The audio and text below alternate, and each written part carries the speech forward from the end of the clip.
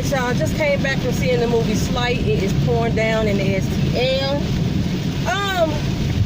Sleight was supposed to be about a young musician struggling to raise his young sister after his parents died, and he has to use his magical tricks in order to save his sister after being kidnapped. Okay, that's what the previews say this movie's about. Yeah, I didn't totally get that. I mean, that shit happened, but I didn't totally get that. Mr. Jacob Latimore is playing this young man named Bo. Bo is out here as a street performer, doing magic tricks for money. And while he's doing one of his tricks, he happens to meet a nice young lady named Holly.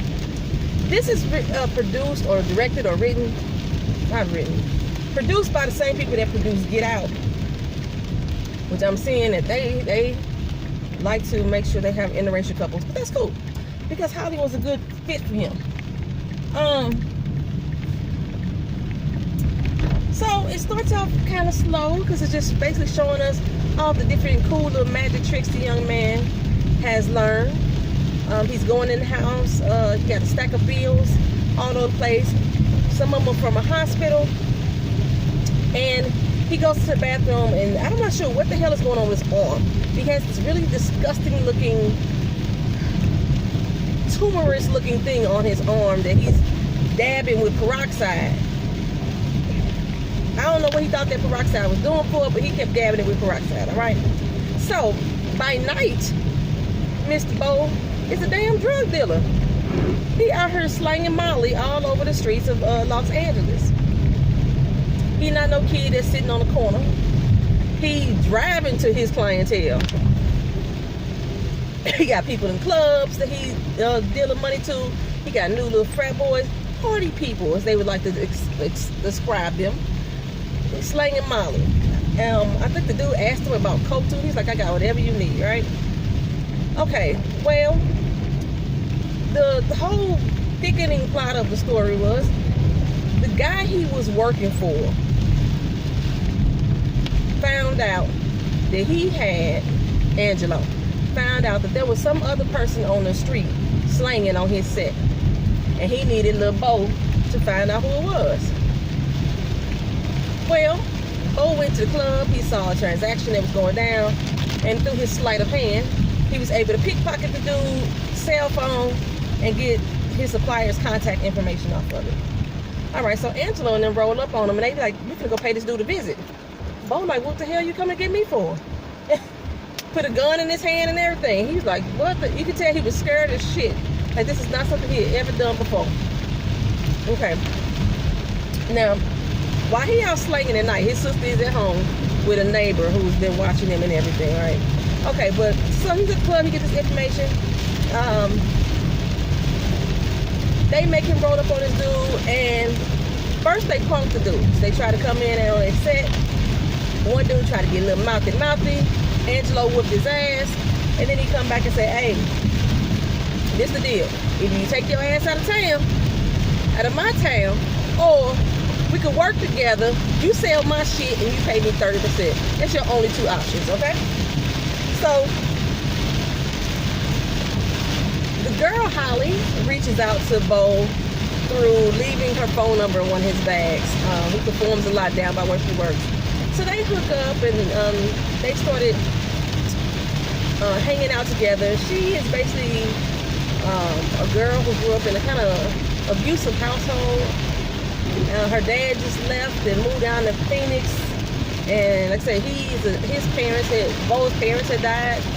His father died a while ago, and his mother recently died, like within a year. So he's left there to care for his sister. So they both are two young people who had a pretty little rough upbringing. Bo apparently had some scholarships to go off to college, but now that he's taking care of his sister, you know, he put his dreams on hold. Now, sister girl, Holly, she going to community college, but you know, she says she's working towards her dreams. Okay. So,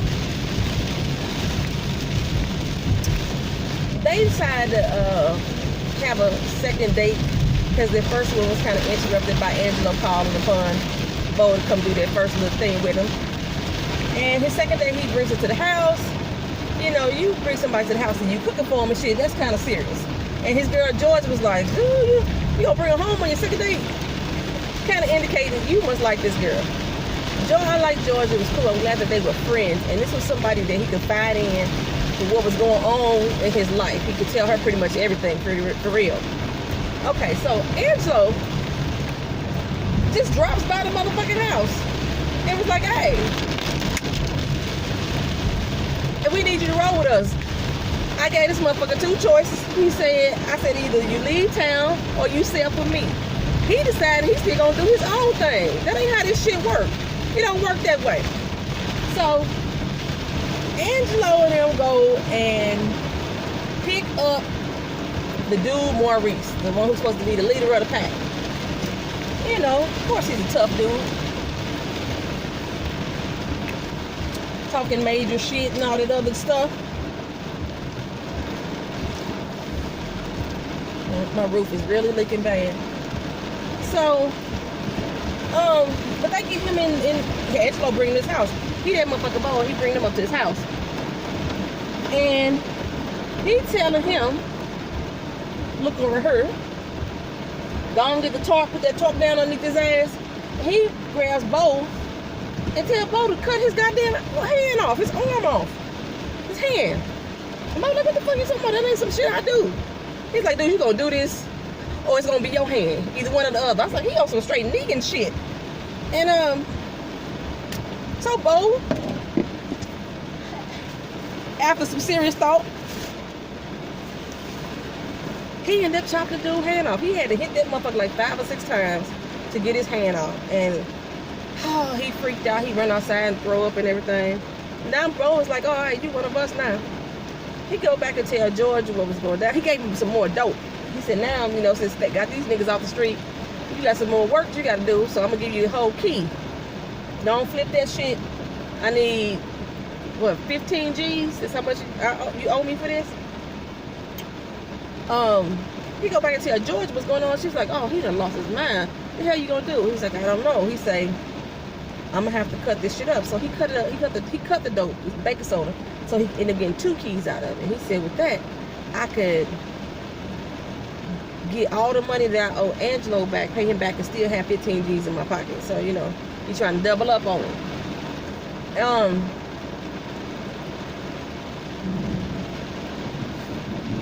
Turn my car off. Well, he out here slanging it, bringing it big time.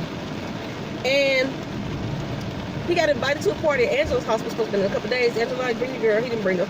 She decided to stay at the house with his little sister in Georgia. Well, he got to the party. Angelo had some little crazy ass dudes working with him. You know, one of them getting to take a shot with him.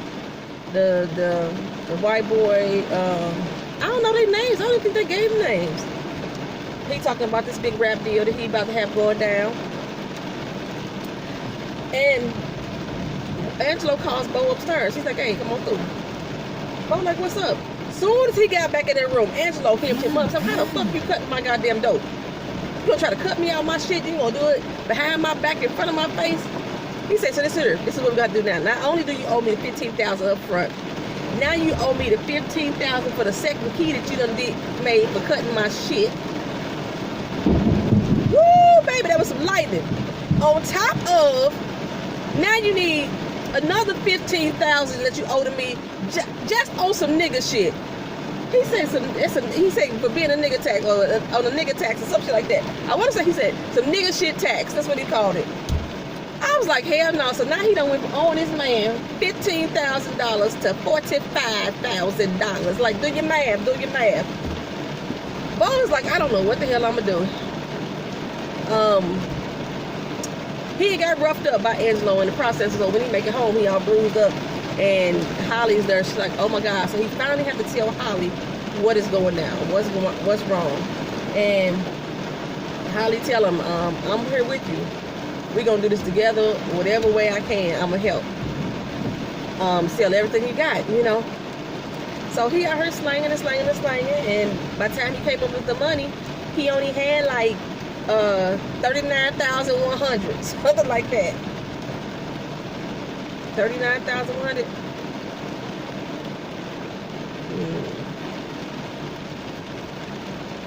Something like that. And so she highly give her little $900 she had saved up for college applications. I'm like, you can't give this to me. And she's like, look her, I'm not gonna take no for an answer. You better take this damn money. So, cause when he got done, he said he only needed another $9,000, right? He didn't know where the hell he was gonna get that from.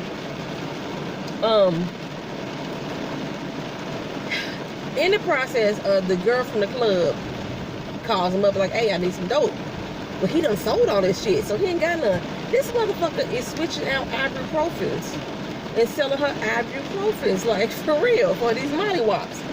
I don't know if they look the same now because I don't do drugs. But he's switching out this ibuprofen. And then he, while she's going to her case, her safe to pay him, he realized, oh, this bitch got a lot of goddamn money in this safe. So with his little magic tricks, they leave out the office, and he like pickpocketed her keys up off to her, and he decided he's gonna go to the bathroom. She's supposed to be buying him a drink because she has some good news she had to tell him. So he pickpocketed her keys up her. He go back to the office, and with his little magic trick, he's able to move metal like he's fucking Magneto or some shit. He moved the security cam so he can't be seen. He gets into the office, tries 11 times, and can't get the fucking safe open. He finally got it open the last time. When we got it open the last time, he snatched all the dough. Everything. He snatched it all. And then one of the bouncers, the front doorman, had to come to the office because he had forgot the damn guest list. This goddamn lightning. I don't need my fucking phone to get no electrical shock. Forgot the guest list, so he walked on in there. And, you know, of course, Bo didn't get seen. So he comes out and he actually sits down and have the drink with the girl. He slipped her keys back on her without her knowing. Has the drink, and she tells him, look, hey, I just got a gig. I'm about to be on the road in a week. I'm up out of here. So he's feeling relieved that she not going to miss that money because she about to leave any goddamn way. She might get blamed for it, but no, when the money comes up missing. But okay. But while he's sitting there, he looks up and he sees Maurice boys. They chase his ass up out of there, baby. They catch up to him. They steal the damn money. Lock his ass in the trunk. And come to find out, they was finna kill his ass. They putting down the little plastic, putting on their plastic gloves and everything. And because he's a magical Magneto, he's able to get the handcuffs up off of him. Took him a little while, but he got the handcuffs up off of him. And I noticed that every time he did it, his arm would hurt. I remember, I forgot to tell y'all, his arm was hurt because Holly, when they first slept together, but not really sleeping together, she woke up and saw his arm and how infected it was looking. He done built some damn Iron Man type shit in his skin for the sole purpose of being a magician and doing some shit that nobody else can do, which is where he like moves metal and things like that. So that's why his arm is hurting, because they kind of hit that shit, right? And it kind of took a little bit out of him to also undo those handcuffs because his battery needed charging. He didn't have no good charge. He's burning out those batteries. Well, he gets away, thank goodness. He gets away, but now it's after midnight. He still owe Angelo. So he had to go, he went home, and then all you see is somebody coming up to his house. Angelo and his henchmen coming to the house. And they bust into the house and they turn shit up. Thank God he was across at Georgia's. He wasn't at home. And it sounded like somebody was getting their ass whooped, but maybe it was just the guys making noises. They was grunting and throwing shit around. So, yeah, he didn't, thank God, like I said, he was in the other house. And while he was there, Angelo called him and was like, where the fuck you at? I told you I need my goddamn money by midnight, 45 G's. He was like, I just need a little more time. He said, motherfucker, this is not the plan. This dude, Angelo, the bad guy, oh, he played the shit out of this role. And I'm gonna tell y'all, he played the hell out of this role. He didn't break a sweat. He didn't have no moral compass that he abided by. Him and Negan can be best friends on The Walking Dead. I hear it tell you. And I don't know, a nigga get a little emotional sometimes. Angelo, hell no. He played the fuck out that role. But Angelo called him. He said, okay, you owe me another $5,000 in. Fuck. It's after midnight. Add another tax on that ass. So, of course, now he, like, really don't know what the fuck he gonna do. The next morning, he get up, seeing his little sister off to school. He tell her he gonna put her up, pick her up. He didn't let her back in the house because he got to clean shit up. But he just really at his wit's end. He don't know what the hell he gonna do. He go to pick his sister up from school at the end of the day, and she gone. He stopped and asked one of the administrators, hey, you know where my sister at? She said, yeah, your uncle came and got her earlier. I said, my motherfucking uncle? I'm already knowing. It's Angelo motherfucking ass. Because Maurice didn't know that much about him. I'm like, it's Angelo. And, yeah, while he there, he get a phone call from his sister. He's like, where the hell you at, girl? It's Angelo on the phone. He's like, look here. I said I want my motherfucking money. Took his sister. Oh, Lord, why he gonna do that? So, Bo sitting in his room, he distraught and everything, and he looks down and see his I guess his scholarship award for the school he's supposed to go into, and the one teacher that told him he would always be there for him, and if he ever needed him, call him. He decides to call him up, go by and see him. And he was telling him, well, you know, I'm in a bind. And remember that last science project I did senior year? I need help with that right now. So he kind of tells him about the little thing that's in his arm, and they figure out a way to boost the electromagnetism in it. I don't know what for. I'm thinking he finna go rob a damn bank, open up a vault, get some more money. So he need to pay this damn money. But that ain't what he did. He went down to Angelo's house and just walked up in there, and the dude was like, oh, what the fuck you doing here? First, the big white boy rapper crushed all his motherfucking teeth in his mouth. His mouth was filled with gold teeth. He crushed them all. Spit that shit on the floor, right? The other little crackhead dude come at him with a little aluminum bat trying to beat his ass. He was able to stop that bat, use the bat, and beat his ass, and then smash to a wall. And then he ripped the music up out the calling me, hey, Angelo, where the fuck you at? Where you at, bro? Angelo come on like, what the hell? What the hell is going on? He's like, where my goddamn sister? He said, nigga, that ain't how this work. You bring my money. He said, where is my sister? Now the two dudes didn't say nothing, but they all bloody and bleeding, standing behind him. They ain't even try to rush him from behind because they still probably in fucking shock about what just happened. And Angelo come downstairs and say, look, this is a god doggone problem. Y'all motherfuckers don't know how to respect me. That's all I ask for. It's a fucking respect. He going to this RESPECT rampage. I wish I could have quoted him, but since I was in the movie theater, I couldn't write it down. But he was dropping some motherfucking lines on little Bo ass, but Bo wasn't trying to hear it. He wasn't trying to hear it. And let's say, but this is how we fix this shit. You know, you won't listen, you won't do what the hell I say do. He pulled out his gun. He said, we just, hey, I don't sleep on what I say I'm gonna do. He turned around and just blah, blah, blah. Shot 3 times. Bo, all like this. He thought he was dead. But he forgot he was electromagnetism magneto. And he stopped the bullets. But everybody realized what happened. Angelo was standing like, the fuck? Then the bullets fell. He said, oh, hell, what the hell is going on? So, Angelo like, oh, shit. So now he backing up towards the wall, and Bo rolled up to him. He picked up one bullet. He said, hey, tell me where my damn sister. He started backing up. He's like, hey, come on, dog. We cool. We straight. You don't owe me shit. So, Bo, magnetized that damn bullet to his skull. And so, as it's going in, of course, it's causing pain and pressure. I don't know how he was able to control how fast it went in or out, but, you know, he didn't press it all in his brain because it was like a slow pain. The bullet was slowly penetrating his skull. And he found out basically where his sister was at, right? So, he didn't kill Angelo. Angelo still lived, but he probably won't fuck with nobody else no more. Shit, and again, Angelo crazy as a motherfucker. He might come find his ass. He got his sister from the aunt's house, and him, Ollie, and Latina, they ended up moving down to San Diego.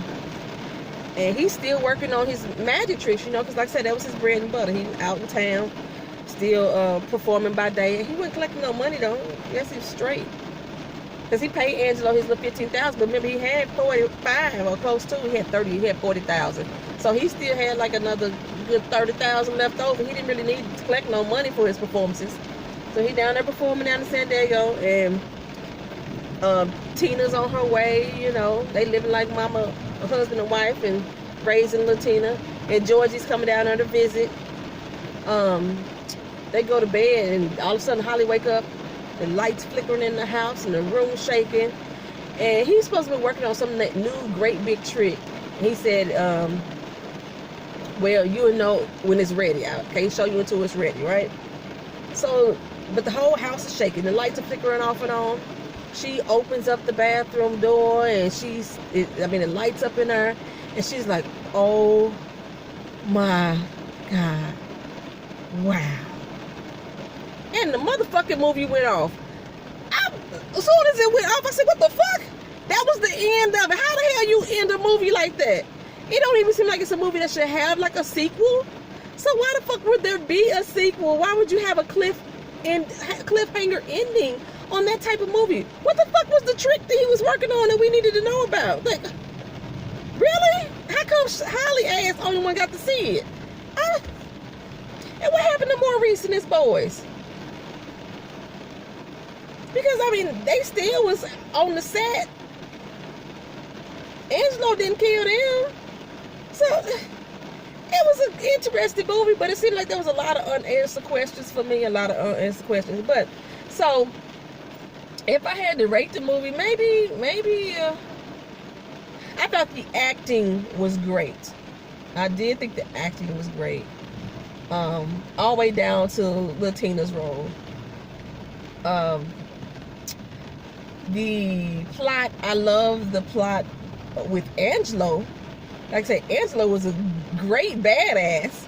I love that. His relationship with Holly, I think it built too fast. Because she was moved into the house. And she was having issues with her mama beating her. That's who was beating her, was her mama. They really didn't expand on that too much, and they didn't show any dynamic with her family. She just, after they second date, she moved the fuck in.